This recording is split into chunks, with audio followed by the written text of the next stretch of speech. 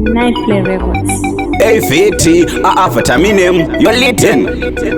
I want 10 name, say your dollar, your Ale, your father. No imba song and sing as if no gonna kungotanga kuti kuti kuti tine KaThat kamweke kungotomuka KaThat kekuisa full stop pane ngoma KaThat kakutomuka KaThat kanoita kuti vamwe vatifungwa ndine shoma KaThat kamweke kungovumuka KaThat kekuisa full stop pane ngoma KaThat kakutomuka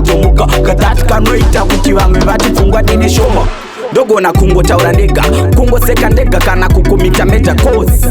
anondidena ndomudhedha kana kutotanga kumuveza pamadziro ndichigeza hakuna kwandisina link kana dziri hembe kala ndongoda dzepinki KaThat kekugezera musingi KaThat kanoita kuti vamwe vati I don't think KaThat kamwe kekungotomuka KaThat kekuisa full stop pane ngoma KaThat kakutomuka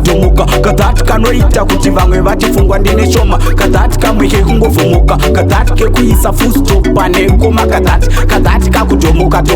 KaThat kanoita kuti vamwe vatifungwa ndine shoma ndochereredza mvura muwasheni basket ndozogeza yazara pafinanzi ndinovhura ndopinda mukasket kana takuda kurara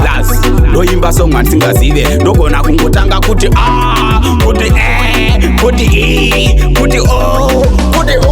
tine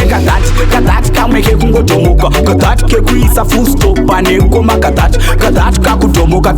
KaThat kanoita kuti vamwe vatifungwa ndine shoma KaThat kamwe kekungovumuka KaThat kekuisa full stop pane ngoma KaThat kakutomuka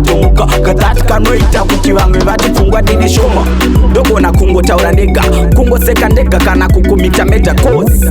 anondidena ndomudhedha kana kutotanga kumuveza pamadziro ndichigeza hakuna kwandisina link kana dziri hembe kala ndongoda dzepinki KaThat kekugezera musingi KaThat kanoita kuti vamwe vati I don't think KaThat kamwe kekungotomuka KaThat kekuisa full stop pane ngoma KaThat kakutomuka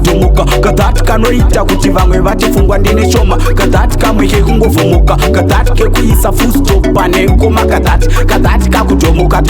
KaThat kanoita kuti vamwe vatifungwa ndine shoma ndizazongoseka kamuona ntaura ndega pepe bosi inini ndi self-employed ndenitori staff meeting ndendakatobata presentation ndichitolida maikeda